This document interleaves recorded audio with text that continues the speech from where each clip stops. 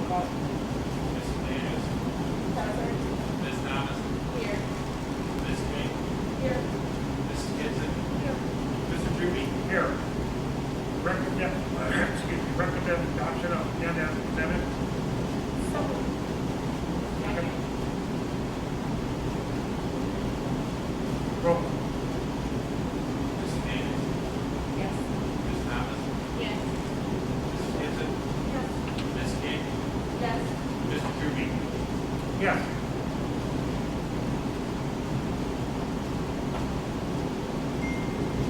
Mr. Hayes, you want to? Sure. Next question to you, at the beginning of, thank you. At the beginning of the pandemic, we started the strategic planning process with Suzanne Nicholas, and this is her colleague, Mike Slider. Got that right. So we wanted to restart the process. So for this work session, I asked Suzanne and Mike to come, and so we can go over our new timeline and new way of having the plan be worked through. So, Suzanne?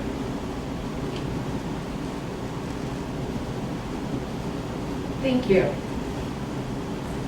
So if you will recall, we had started meeting at the beginning of the year, talking about some of our hopes and priorities for the plan, and that work was stopped due to COVID. And so really what we're here to do tonight is to answer any questions that any of us need. And I apologize for the here, so that the kind people watching can also see, so I apologize. The work that we started really was to get as much engagement and involvement as we could from all parts of our community. That would include our staff, our teachers, community members, many of the wonderful partners that you have in Garfield Heights, who also support the well-being of children and families, as well as, of course, our families and children. And so what we want to make sure when we go through the conversation tonight is just that we get more wisdom and input and thoughts about how we make sure that still happens, even though we're in a really different context. And so that's the purpose. But as a reminder, I wanted to just let you know that from OE Strategies perspective, especially since it's been a little bit a while and some of you were new to the board when we were first starting, that our goal in working with organizations, we are organizational development practitioners. We work with schools, we also work with other kinds of organizations.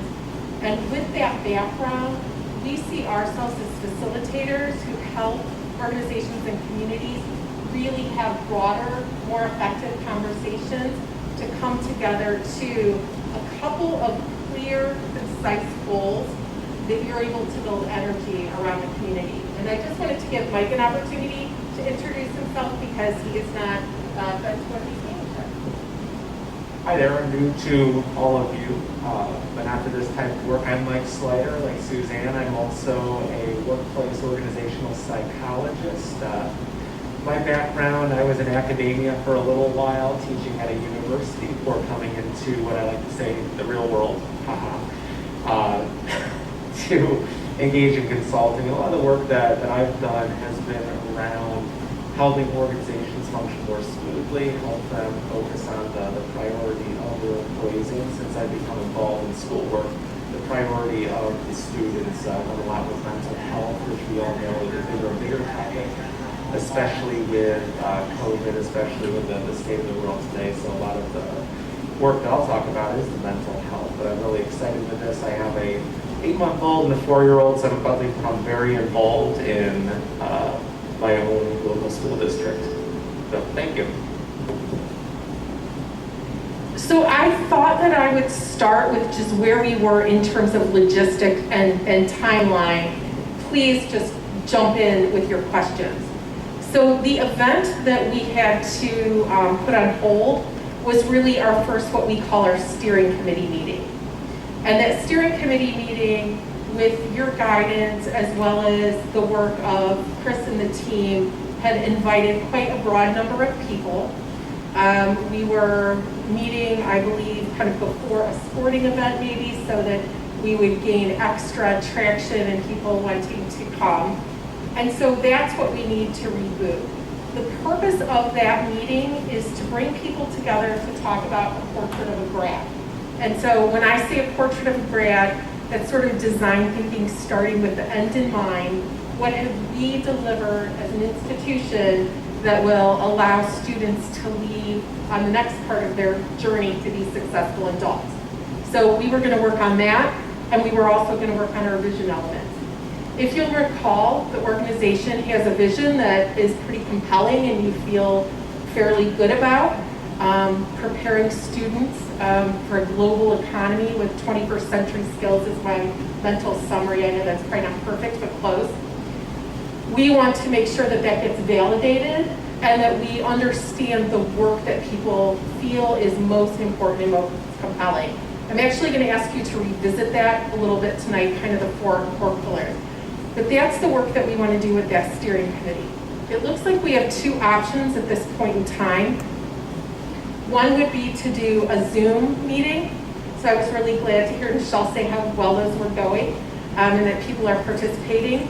Our current technology holds 100 people and we have a lot of breakout group ability so people can work in different tables and different groups. So that's certainly one option. Another option that Mike and I are open to is coordinating something outdoors. So as long as we, we're risking the weather, so Zoom would have to be a backup plan. But I have been attending outdoor church services and outdoor large gathering meetings, and those have certainly been effective as well. I'll kind of run through and then come back to that point so you can be thinking about what your recommendations are. Once we have that portrait of a grad and those vision elements, the next step in a plan is to determine, so what are the priorities or what are the objectives that are going to help us get there? That really is going to start being fleshed out in focus groups. And so we have within our framework 5 focus groups. We will want to include community, we will want to include students, families at both lower and upper grades, staff, certified staff, and make sure that there is an opportunity for voice. Those I would highly recommend we do by Zoom just because it makes them more accessible. And we can have some, play around with the time slots to make sure everybody can get to a stakeholder group. So really what they're doing there is they're looking at the portrait of a grad work that's been started, and they're starting to say, so what does it take?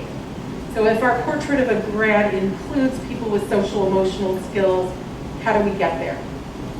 We'll then come back from a design committee meeting standpoint and really work with the leadership team to start to refine that and fit that into so much of the good work that the district is already doing, and really focus on how do we fit that and prioritize that into the 4 strategic area goals. So that would be the point at which, of course, we would want the board to look at that and give some feedback. We do have some opportunity to do a follow-up pulse survey, to just send that information out and let people respond. We want to make sure that we have both those in-person and electronic opportunities. At that point, so now we're at early December, so you can see we're really kind of moving along at a nice cadence. We would want to invite everybody who attended that steering committee. You can add additional people as well. But that first steering committee then comes back and says, we started this and look at where it is now. And really start to validate those plans. What are those objectives that are going to help us get there? We start asking people, how would you measure success? What do you want to see reported that will make you believe that your district is delivering on these promises? So that would happen early in December. We just then are done gathering information and ready to put the plan together. So we'll be working on that in early January, back with our leadership team, really making that look and feel like something that's simple, clear, will deliver what the district needs, so that that can then come back to the board by the middle of January with your changes of blessing to be approved by the end of January. So it is a doable but crisp timeline. It will keep us all busy. So questions on that overall design, and then I'm going to kind of take you back to the steering committee piece and ask you to talk a little bit about, what are some of our options or what's your wisdom and advice? Just overall questions? Yes.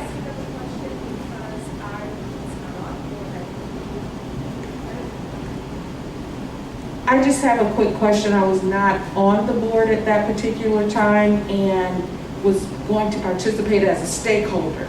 So my question is, as far as the board, I see the last couple of sessions where we have to approve and adopt. Where throughout the board do we participate in these steps and processes?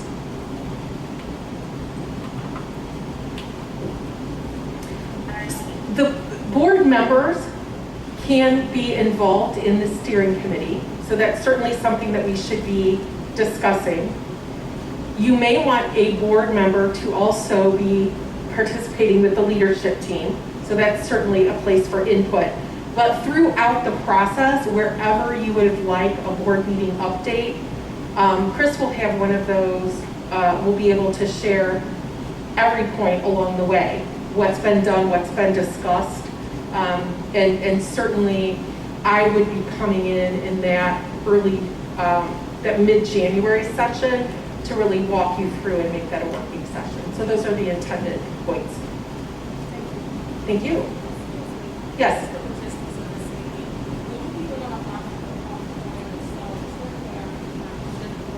Yeah, and I thought if any of the board members actually go out and they can see, that'd be fine. No, thank you. So if you're not a gymnast, moving would be a good. Can everybody else see? Does anybody else want to move? I can wait. Absolutely. So we had a vision or strategic plan that we had from the past. Mm-hmm. We've been still in the 21st century. Yes. Are we keeping a vision? Are we keeping a vision statement, or are we working on a new vision statement? Well, if we could, I think it would help a lot to all over the board strategic goal areas. Okay. And also, if you could just remind me, it's been a while since we've. Absolutely. No, thank you for that question. So the notes from when we met before, we talked about a permission meter concept. And so what we had talked about, but of course anything can be revisited, right? What we had talked about was that the permission meter for the vision was that you would like it to be tweaked and revisited in that first steering committee meeting, that you felt that it was largely on track. Somebody had made the comment that we're, fairly far into the 21st century, and do we want to really think about, those skills and those career opportunities? So the permission meter concept, just to remind people, was, do we act as if we never had it, would be one extreme, and the other extreme would say, we love it and it's perfect and we don't want it touched. And so in that process, you were a bit up from you want it touched, but that we don't want to throw it out. So I would ask if people still feel like that's appropriate. I've always thought this out for my 2 cents is actually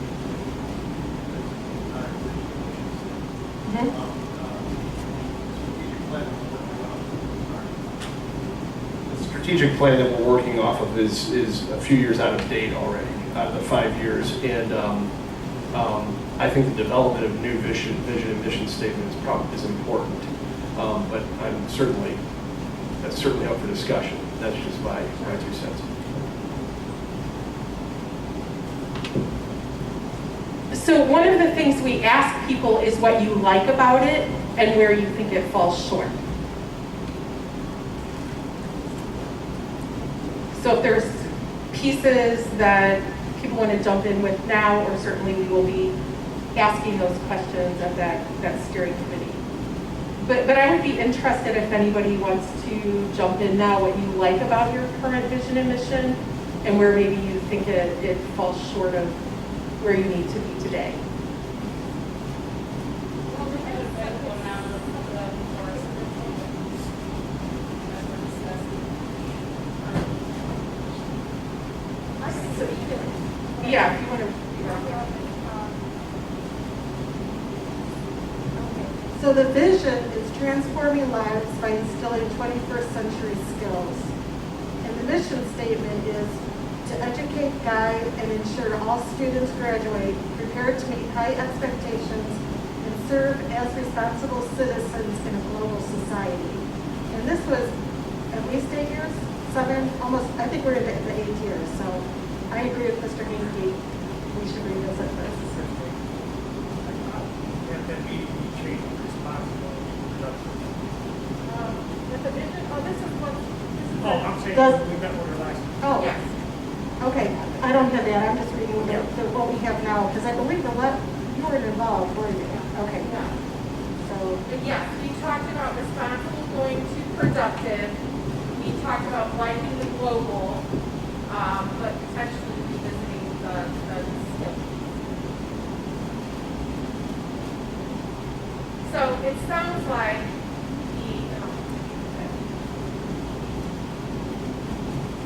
So it sounds like we'll do a thorough revisit. I- We have a line. We have to discuss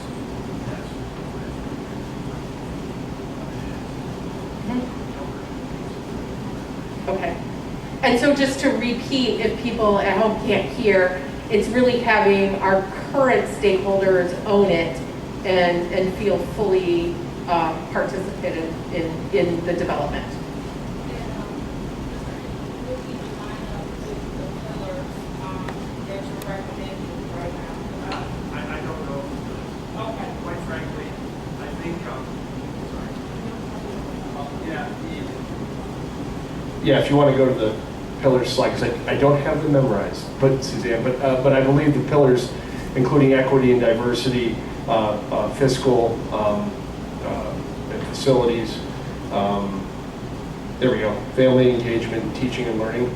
So 2 of those, especially at the top there, are in my mind priorities, and in terms of a healthy school community, and it could, alignment with the current vision and mission. I don't know if it's there.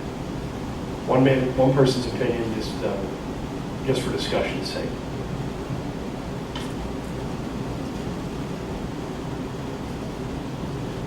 Would it be possible to email or this information? Absolutely. This presentation will be available in your board portal right after the meeting. And I am not even, these are the right concepts, but certainly you said facilities and fiscal is implied in there, but we certainly can adjust the language as well. So I'm going to go back to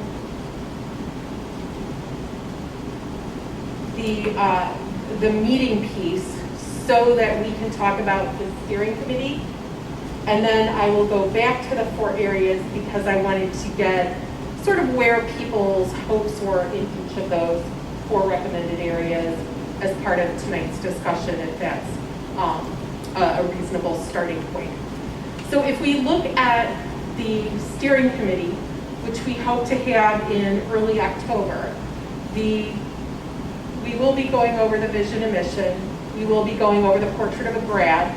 Just what are people's thoughts in terms of your recommendations for how we have adequate, broad, diverse participation, both in terms of how we invite people and in terms of how we conduct that meeting, whether it's electronically, whether we try to do in person, outside.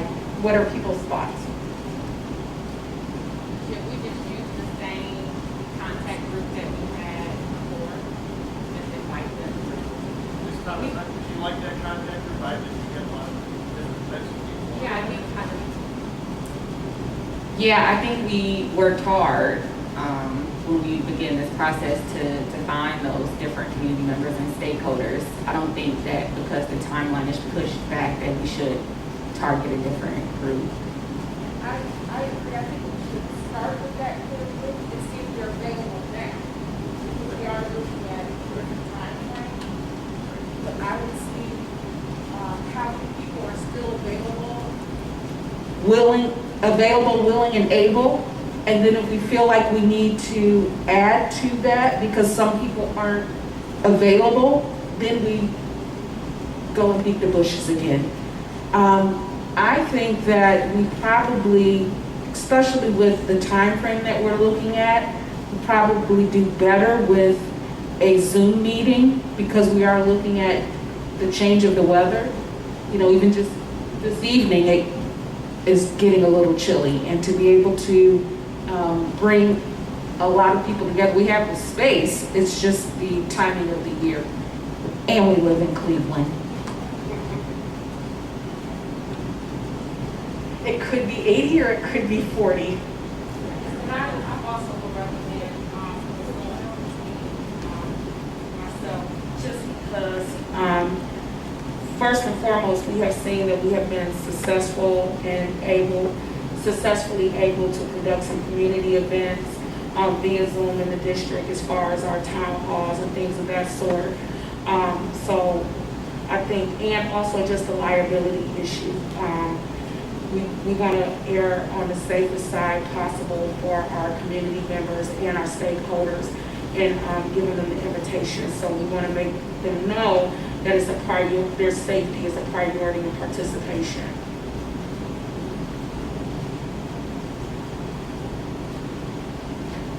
So it sounds like what we should do is go to the original list, send out a very simple survey that confirms people's availability and willingness to still participate, and then using that information, see if we need to identify additional people who would be able to do so. And that we will conduct the meeting via Zoom. And for those of you who have been using Zoom, we use a lot of polling. We've had to move our entire practice, which used to be in person, to online. And so we've been using a lot of polling, a lot of breakout groups, a lot of chat interaction, whiteboards, and Mike and I run those meetings together so that we're able to get good participation. So it's not just, you have to speak up in front of everybody. We do lots of pieces. So we'll take that advice under consideration and get together a communication that we'll share with you to ask people if they're still available.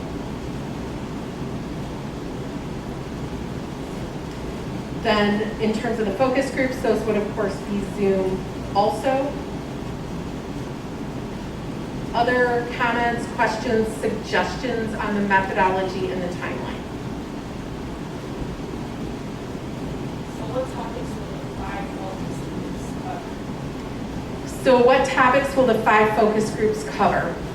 So as we have the portrait of a grad and the new draft of the vision, the focus groups are then presented that information and asked to respond to it and given a question that is essentially how might we? And so we start to, from that, learn the priorities that we would be needed, that we would need to do to achieve those. And what's nice about the stakeholder groups is we do them in stakeholder type. So we're really hearing from the staff, which is critical. We're hearing from the parents about, so how might this work? So thank you. Other questions, comments, advice?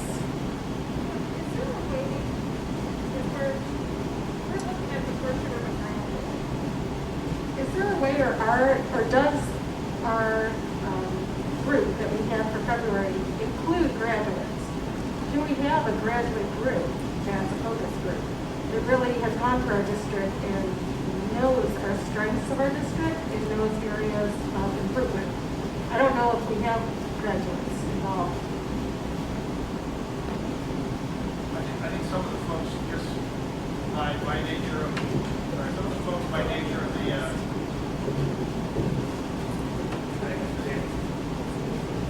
some of the folks invited just by nature of it being this town were graduates, but that's certainly a group we can leverage.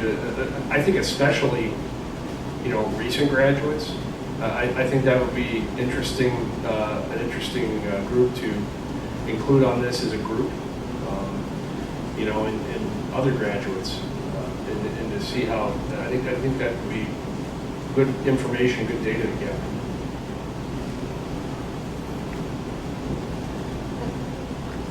I think one of the strengths, if I'm recalling correctly, that we discussed in at least one of our meetings was alumni wanting to come back to work here. And so that being really, that's a strength of the community, that's a strength of the organization, that's certainly an effective recruiting strategy. So making sure, even as we include staff, that we're aware that some people loved it so much they came back to work here. And the folks in the focus groups don't necessarily have to be the same folks who are in the steering committee meetings, so we can go beyond just that group that you've already selected, and maybe once the steering committee needs a little bit of steam, people want to become more involved, become more excited, and that can be a way to reach a broader audience and get more perspectives. Thank you so much for that reminder, Mike. Absolutely.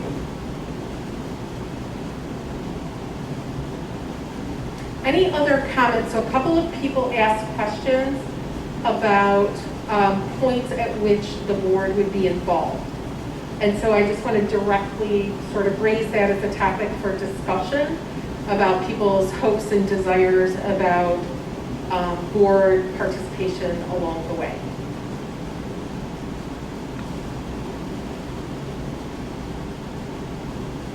Or is what I've outlined fine? Yes.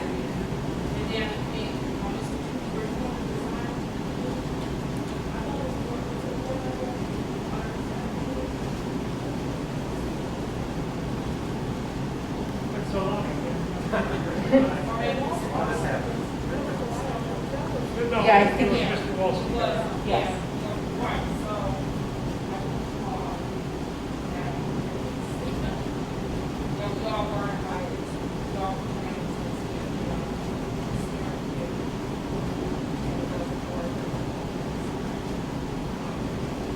Okay.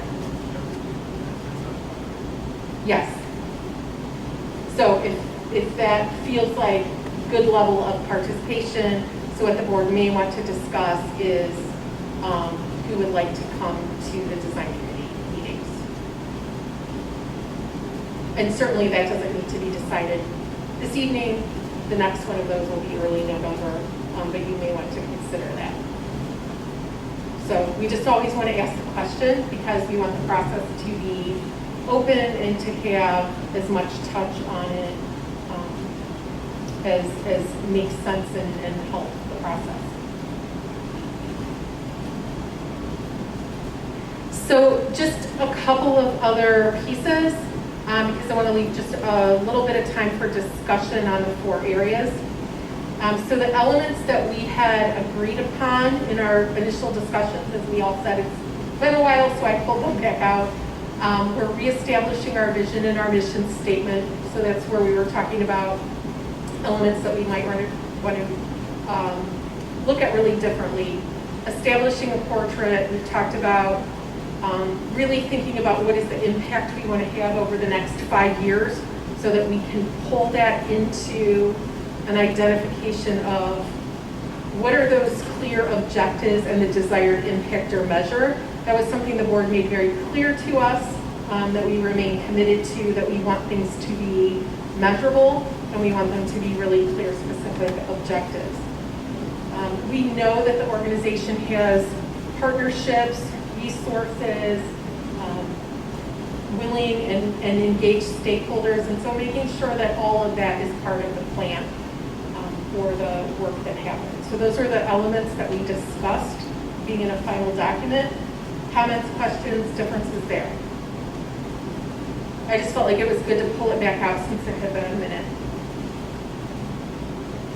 We know that for a successful plan, and I think as Thomas even talked about this a little bit, we need to make sure that it's something that can be communicated well to the community in terms of it needs to be exciting.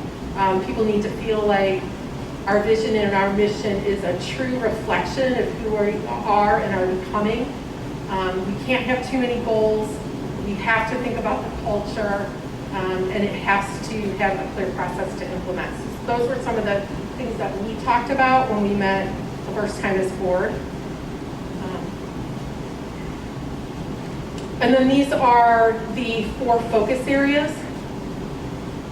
And so what I was hoping was that we could just have a little bit of conversation about what each one of, when we look at each one of these, what they mean to us and what our hopes are around those. And each of these, you're already doing some great work that you'll want to build on, right? Is it possible this coincide? Is it possible to include equity in the first bullet, because we already have a working committee that is working on diversity, equity, and inclusion? Yeah. Actually, considering the, this is my view, considering, you could call it diversity, equity, and inclusion. I think that's, we just for your purposes, Suzanne, we founded an diversity, equity, inclusion task force. And equity really has come to the forefront, I think, in the district in terms of a lot of things. So I think that's a good, very, very good idea. So, yeah. It will fold in what we're already doing, and it also will allow us to see where some of those gaps are so that we can continue to grow as a district in all of those areas, because all 3 of them are very important when we look at that portrait of what we want our grad to look like.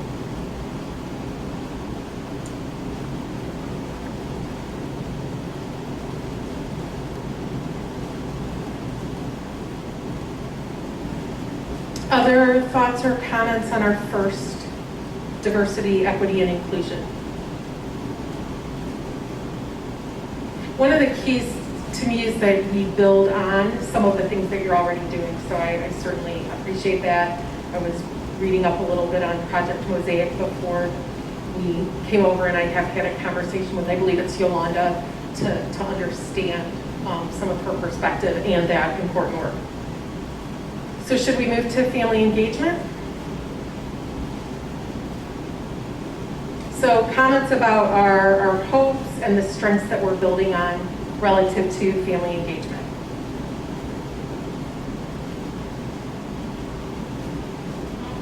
First question, are these pillars that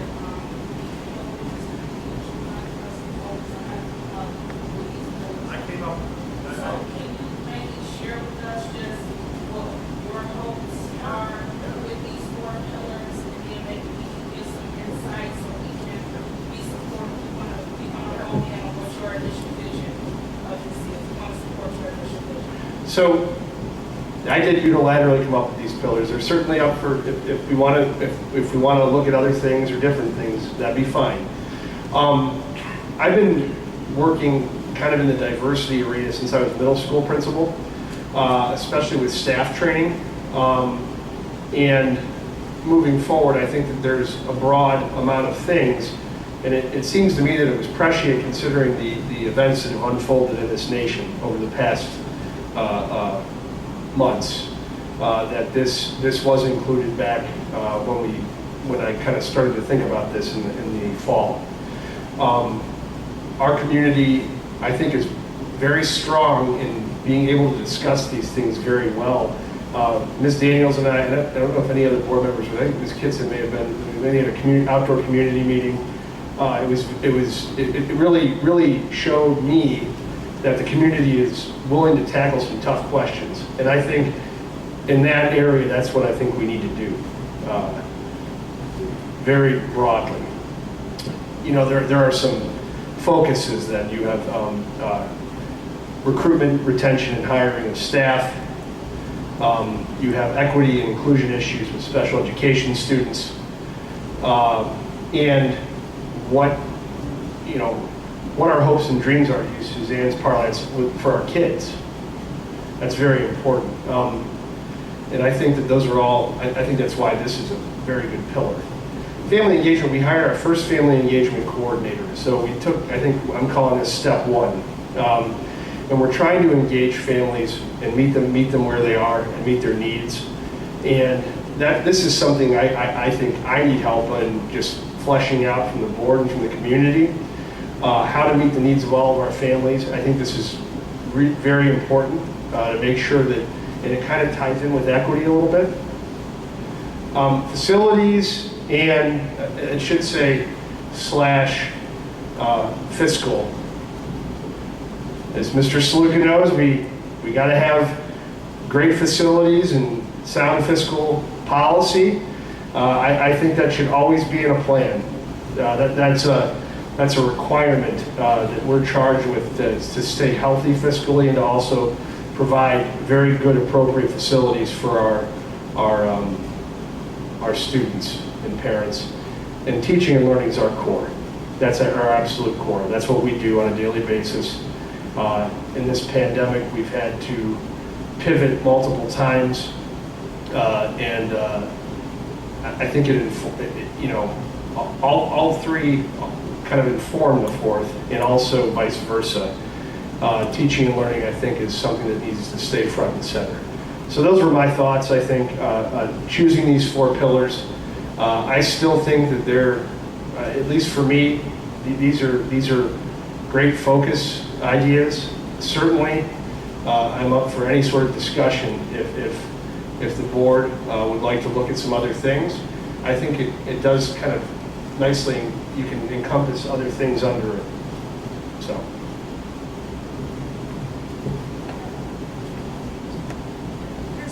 Some comments in terms of family engagement. I agree with everything that you said, Superintendent Hankey, but I would also like to figure out or brainstorm about how might we get families to actively engage in their students' education.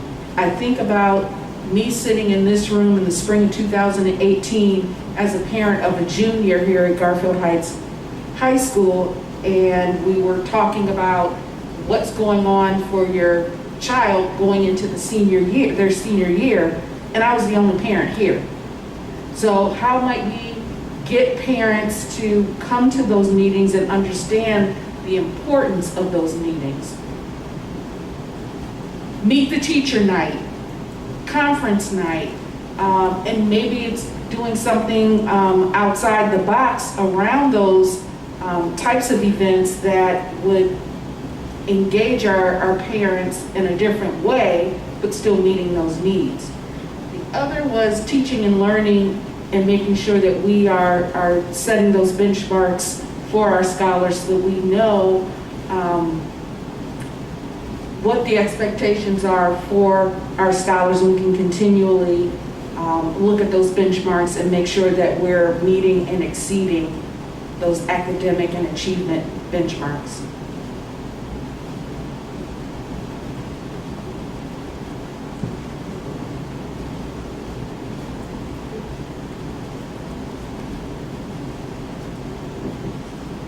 Yeah, like Ms. King said, I do agree with everything that Superintendent Hankey said. Just as we're looking at these 4 focus areas, a few comments about a few of them. I would like to really see these focus areas come to life. When we talk about this vision and mission, I talked about it being a living statement that we can really live, breathe, and dive into. I don't know how detailed our entire strategic plan will be, but I would love to see numbers and details and goals that we can actually see and push our district to actually reach. So when we talk about diversity and inclusion, I think we definitely need to place a focus on hiring diverse educators, and that also goes hand in hand with teaching and learning. I just feel like a lot of these things go hand in hand. When we talk about family engagement, and Ms. King talks about being the only parent in the room, like I would like for our strategic plan to really have steps on what we're going to do to get more parents in the room. So as we're having these focus groups and these large community meetings, like I just want to make sure we're asking the correct questions so that we can get the answers that we need from the people who need to be more involved in our district. Also with family engagement, I think one thing that we could work on is just to be really, really more welcoming. Not that we're not welcoming, because we are definitely welcoming, but I think we need to look at the way we reach out and make sure we're meeting everyone where they are.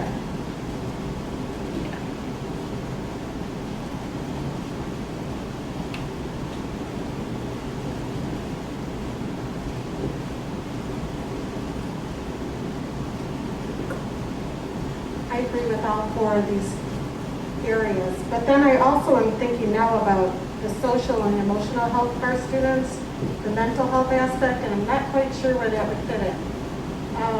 But I think it's important, and I agree with the scholars, the kids that are going to move on to college and that, but I think we have to look at the college or career readiness of our students, whether it's military, career, college,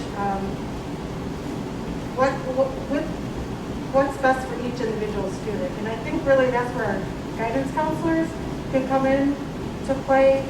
And I'm on the board at CDCC, and if we can get the right student in the right career path or college path early, I really think it would help our students. So that's it, yeah. And again, the social and emotional health, especially with this pandemic and that, I think it's important now. So that's all. Thank you.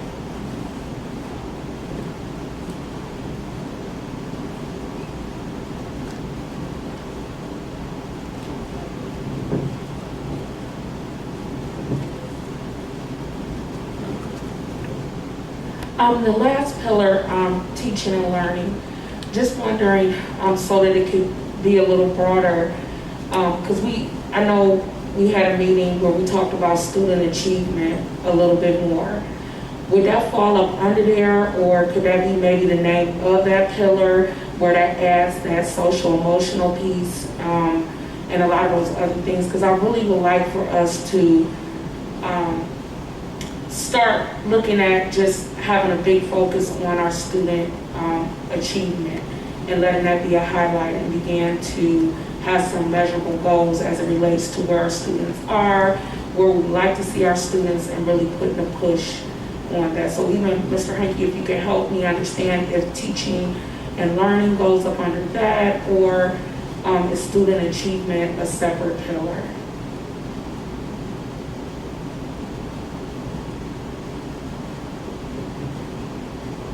Yeah, a couple things. I think that student achievement does go under teaching and learning and how it informs practice. To Ms. Kitson's point, social and emotional health is a big issue. You could nest that under family engagement. I think one of the things about meeting families where they are, to Ms. Thomas's point, does also have to do with social emotional health. I think that's very important. It also goes to some of the partnerships we have with agencies throughout the district. So, does that make some sense? Yeah, that's, that social emotional piece now. So I don't want to see it get lost, because that's becoming, especially with us dealing with COVID now, we are dealing with probably a larger population of children and families that are coming back to school with trauma, and that's going to require social and emotional over the long term. We're not looking at a band-aid, get back to it.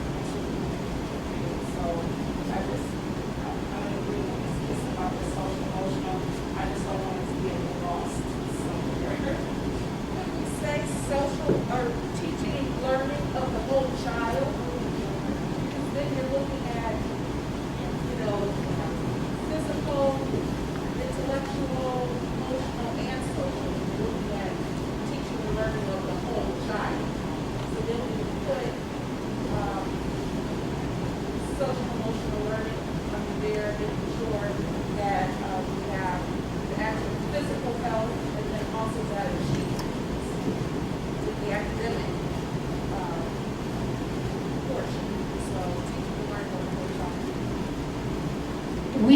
may also, or the board may also want to let it sit as its own conversation to hear how people talk about it and think about it, and so you can also make that final decision later.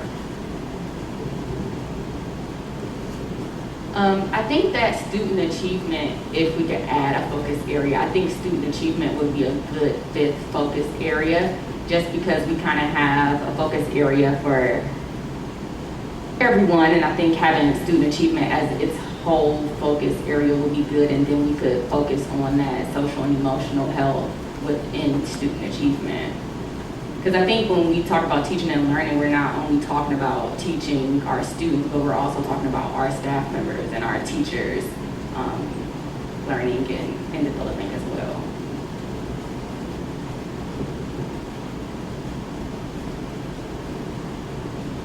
And I just think the buy-in, we're student focused. I don't think they hear the student, you see teaching and learn. So parents, when we're focused on my student, and want to see that up front. That's what we're here to do. All this, of course, is gonna weigh, our student achieve. But sometimes just language, where do the student fall in teaching? I think teachers, teaching and learning abilities that we're gonna, support, curriculum, just telling you what I see, curriculum and stronger foundations to deliver to the students. Family engagement, the whole family. When I hear student achievement, I just kind of hear that the student is the focus and doing whatever it takes to ensure that all the other pillars are met in the students' portrait of the student in our district. So I just would like to see more things that sells the student achievement in the district. Really seeing student focus part. We know that's what it all ties into, but we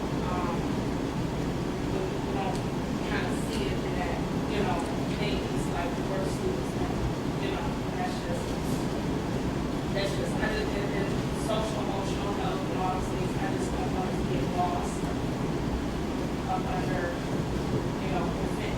so that's important for us. So to make sure I'm understanding, so if student achievement really is central in its own pillar, then by thinking whole child there, it shows everybody that the student is important and being focused on, and it also, from your perspective, gives a place that social emotional would not get lost. Is that? Yeah, it's us really focusing on measuring, some achievement goals in the district, but if it's going to be kind of other pillars cover that, I know you said a little bit about it connected maybe. I just don't want the student achievement aspect to be lost, and I want us to hone in on that, as a discussion about handle this measurable steps, how our students are achieving.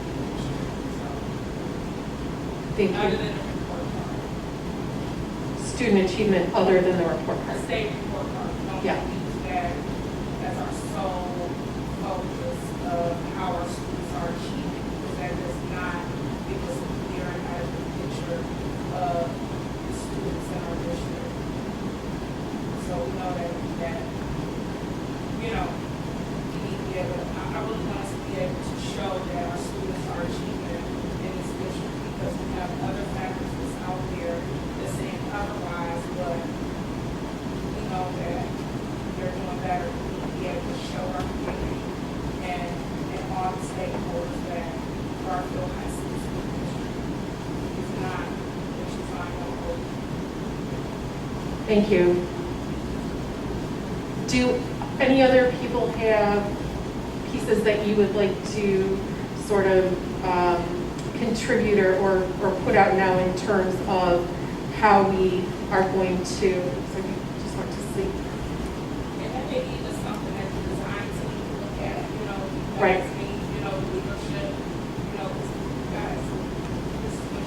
you know, it just kind of give us a better understanding how it will fit and how it will, you know, satisfy. Absolutely.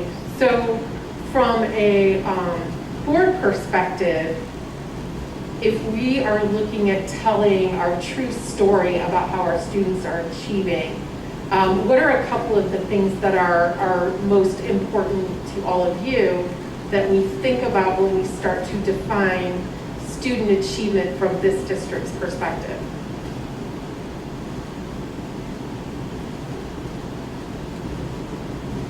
The board had asked, and Mr. Hankey's doing it, Mr. Olszewski did it, that we get a benchmark when they first come in August. We get a halfway benchmark, how the kids are, you know, reading, arithmetic and all that, and at the end. And if you look at those statistics, like Ms. Daniel said, you'll see that these kids are learning, and they are improving. And but like she said, they just go by the state report card and see us as a D or an F, even though we are making progress. And this was a few years ago, I had the Randy Continental do a survey of all the students that started in our system from kindergarten to 12, and on the state report card, we got a B. So if they come here and stay here, they're going to get a good education. Thank you.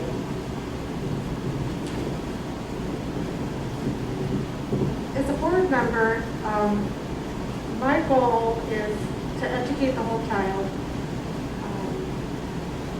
and look to see what they're doing after they graduate from high school.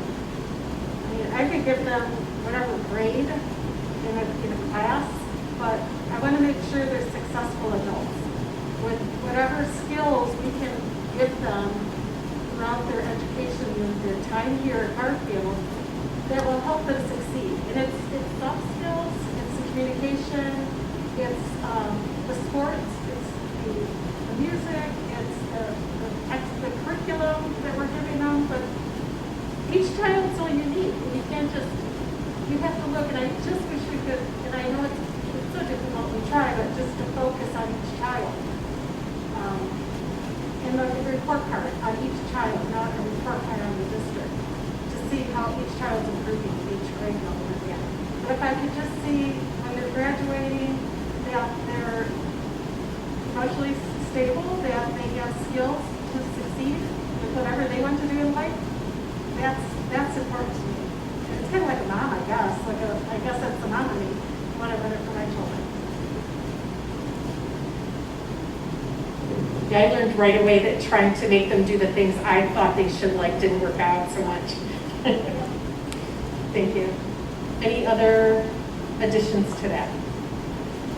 So we are at close to time. I think this is a great start. I'll switch it back to, I know the more I covered or Dr. Reed. I would encourage to just let things sort of sit a little loose and let things sit a little separate until you have that first meeting and just hear from people, right? Because we can always apply structure later, but it's hard to unbundle. So that's, my recommendation is these are great conversations for us to have people have. So that actually covers, behind that I just have all the data slides. We've talked about Zoom, we've talked about how we're going to recruit participants, and we've gotten some advice on focus group makeup. So any final comments, advice, hopes that people want to add before we conclude our hour and wrap? Very quickly, takeaway for me, we have. My office has the list of participants, and so we will go ahead and survey them and see where we are with the steering committee participants and see who's available and things like that, and then we can go from there. And I'd like to thank everybody. This is fantastic. Thanks, Suzanne. I know some of us had recruited some of those people. So if you need our support and just letting people know, hey, we still need your help and the district will be reaching out to you, we can do that for you also. Yes, please. Thank you. That'd be great. That's very very helpful. All help is always welcome, right? Absolutely. And the other takeaway is we'll get a date from the calendar. I have some on a separate document for you that are open for us, so that's awesome. Thank you so much for the rich discussion. We are so excited to be partnering with you, and we are so happy to see real people.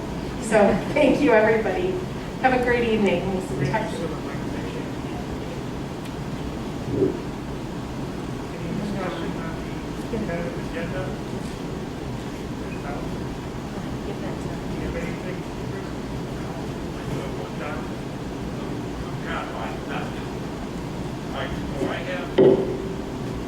I have maps for everybody, these maps that you see, when you get one of these, one of those, I just need your size, and I hope to have, I underboard the small, mediums, and then everybody would like the large, extra large, well, we ran out of the small, mediums, I hope to get it in by this week, so if you want a small, medium, I hope to have it by, that wall by next week, so if you're quite trying to get your size of the map that you need, it comes in small, medium, or large, extra. This is a large. Sorry.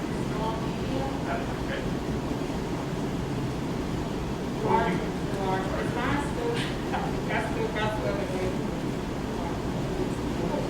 What you gave me before, you think they're small? Thank you, extra large. All right, I'll try. I'll double check. Yeah, double check, 'cause sometimes like Chris, They don't fit me either. So. Is there a sign down there? yes, there is. I'll check. Okay. Small, medium. Ms. Thomas? I'll take a small. Small, medium, okay. Got it. All right, so I should have those available for the next meeting. And we distribute them to all of our staff and buildings. You have anything else? No, thank you, President. That's all I have. John, No, not that this time. any questions for them? I'm sorry. Yes, Right here next time, We'll right? be back here next week. Next week. Get that notice out. Here. We will not be, just so the community knows, we will not be allowing community members that are working on a plan to have public participation. So they can, we're working on having a call inside of the rather than email. So we're working on that. We should have something in place by the next meeting. Our next meeting would possibly have like individual nights so that we don't have to pass around. I have my notes for the next meeting of everything that, we're taking in. Yeah, there's, I guess, like a list of like 5, 6 things here for the next meeting. Continuing contracts for the teachers, we used to always do those and the most of the teachers this spring.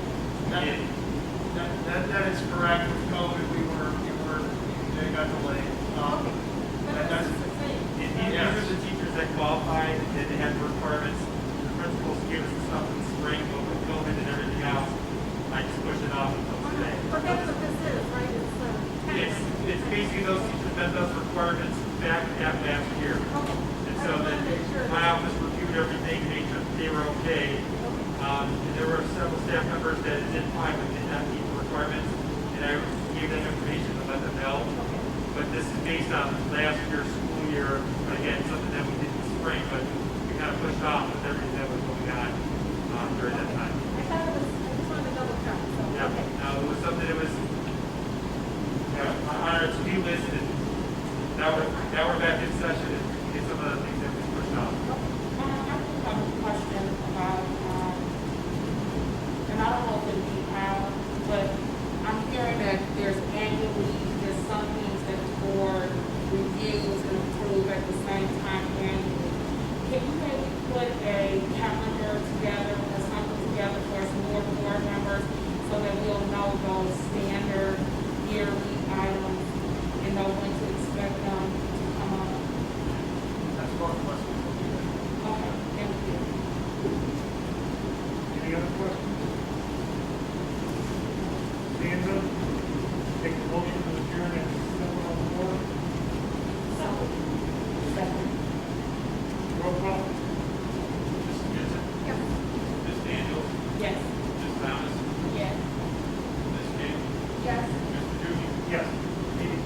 7:04.